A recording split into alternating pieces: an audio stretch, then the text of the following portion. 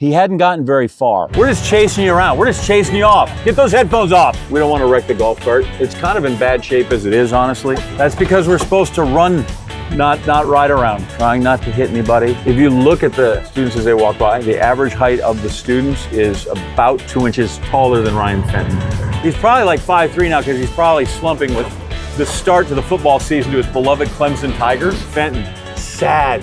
There's Coach Dan Waters of the Alabama Crimson Tide right there. What a golf cart. Campus is closed to all vehicles, but we're with track. We can do whatever the hell we want. We're rogue.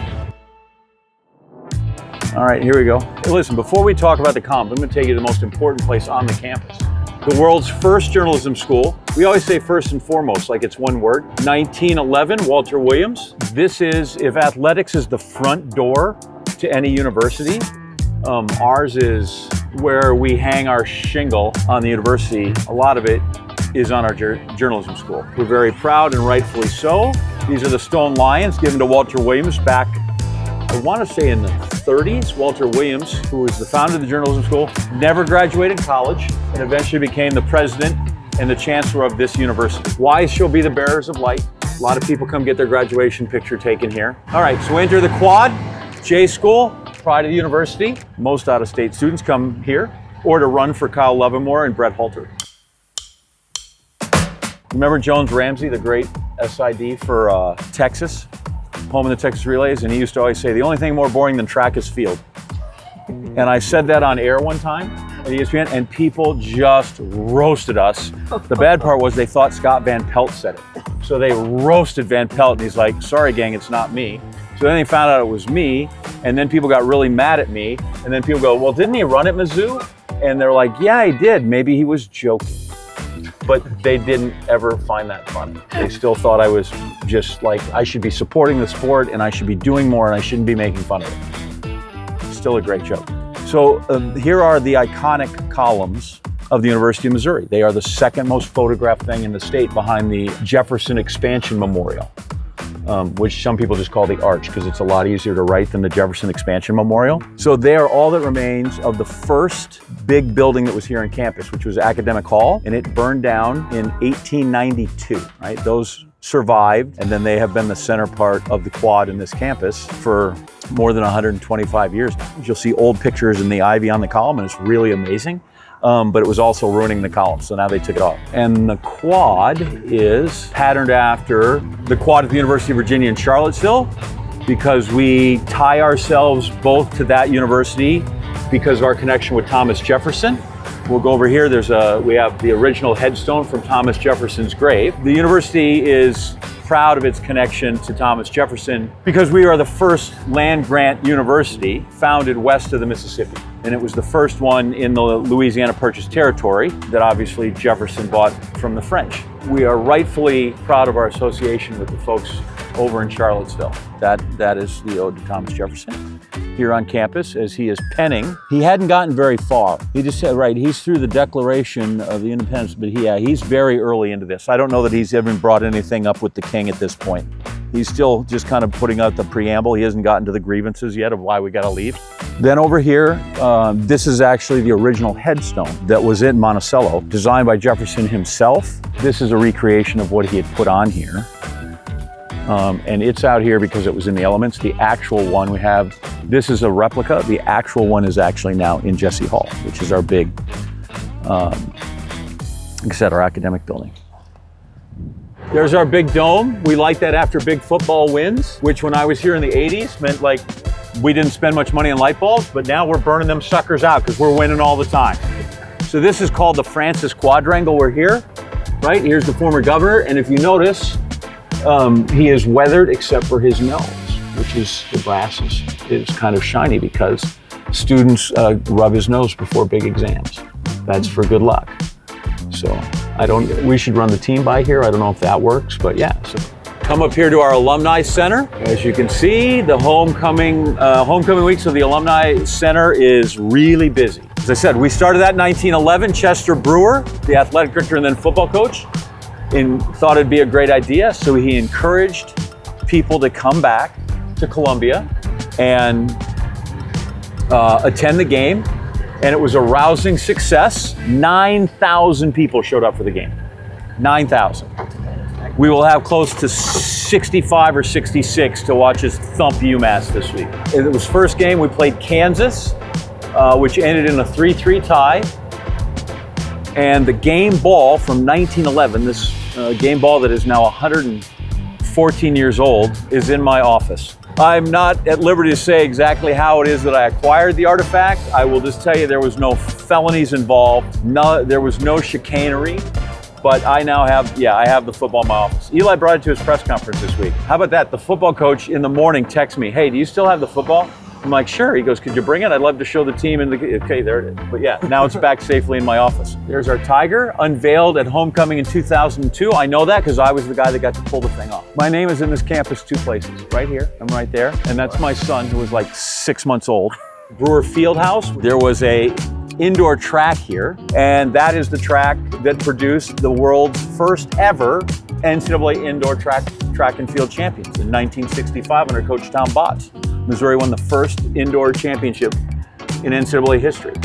We have 2 national championships in the history of this university. We beat Rollins University to win a College World Series, and then we have the NCAA indoor track championship. So we haven't had one since, but only one team can be first, and that is us. But this is where this is where they practiced.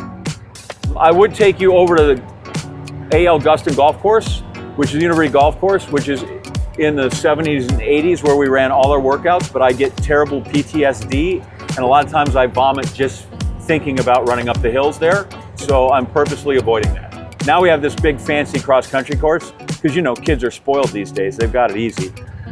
They probably don't even run mile repeats, they probably only run 1,500 instead of the full mile. But yeah, we ran that place, I literally haven't played a round of golf there, I think, since I graduated. Because I just refuse, because I just oh my God, I don't want to even walk up these hills even a little bit. If you look at the students as they walk by, the average height of the students is about 2 inches taller than Ryan Fenton. Because he's like 5'6". He's probably like 5'3" now because he's probably slumping with the start to the football season to his beloved Clemson Tigers, right? So he's probably shrinking and just not, He walked tall. He walked loud and proud when O'Dabo was taking him into the playoff. And right now, Fenton, sad. If you flip here, so because it's homecoming week, Friday is painting day. So everybody, all these students are out. Art students, yes, but fraternity sororities, I think even some of the independents from dorms, those with an artistic bent, are out painting storefronts all up and down these streets.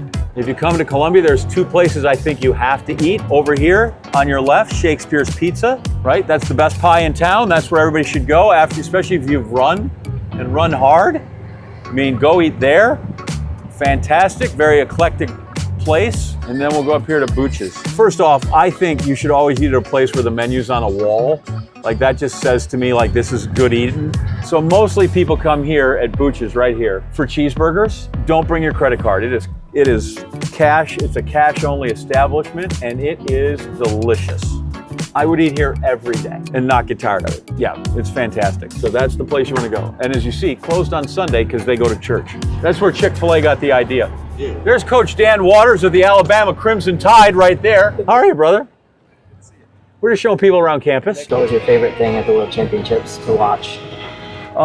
So I am an unabashed supporter of all things Wisconsin. Grant Holloway is my favorite athlete, bar none, in track and field right now. But I was thrilled for Cordell Tinch because he's literally from my hometown of Green Bay, Wisconsin. And afterwards he said, when he talked about coming back, he said, I just don't want to sell cell phones or go to work in a paper mill, which if you're from Green Bay, that's the quintessential Green Bay quote, because there are so many paper mills and that's what people do. And I am convinced that my mother is the reason he's back in track and field. Because he was working at a Cellcom store, right, which is the local, Verizon, Cellcom. And my mom is 80-something, and so whenever I send her a picture and she can't get it, she goes, I'll just run down to the Cellcom store. Or when she can't get her tickets to download to get them on her phone, she's like, I'll just go to the Cellcom store. So I think my mom showed up at the Cellcom store so many times that Cordell Tinch is like, I have got to get away from this crazy woman, and I'm going to go to Pitt State and just start running track again. So I've floated that theory to him. I've floated it to his parents. He disputes it, but I think he's just being kind. So I was really happy to see that for him. And then of course, Cole Hawker is what a wagon that guy is. Just an absolute wagon. Go ahead, throw me out of your little 1500 party because I'm the Olympic champ for, nudging my way through. I'll just go ahead and win the 5,000, which I love that part. And then we have NCAA here is, like, I can't believe, like, that's the dream. Like, I know when they built the course, they were very proud of it. And it came out terrific. We're gonna bring the whole country here. And then to me, it's the best day in track and field. I love the NCAA in Eugene, but I'm not sure I love it for 4 days, right? Here we got 2 races. One's gonna be done in 19 minutes and one's gonna be done in 28. All the best ones are here, right? I'd never thought of it like that till Cooper Tier told me that down in Tallahassee. He said, I wanna win this because everybody's in the race. The 1,500 guys are in the race, the 3K, the 15, the 10, the steeplers. Like, you beat this, you beat everybody, He goes, when I went out and won the 5 in Eugene, it was great, I won Pre's race, but I just beat the 5 guys. Right. And by the way, I kill the 5 guys too. You get a couple of double cheeseburgers, I'm great. But they're all here. That the team scoring is actually a team scoring. I don't have to keep track of what happened like in the discus ring over here 2 days ago and add it to what happened in the 4x1, right? Like, it's all just right there in front of you. I think it's the best, and the spectacle of the gun going off in those 31 teams and individuals taking off over that first 6, like, that is, show me a better picture spectacle in the sport. They have a lot of pageantry, but I can only one up you by saying, and it'll be in Columbia, Missouri. And it's in Columbia, Missouri. And we got tons of stuff here, right? It's a good place to come, to hang out. Whether it's the hotels, where it's places to eat, there's tons to do. And then we're gonna have the best, I think, running event going. So that'll be fantastic.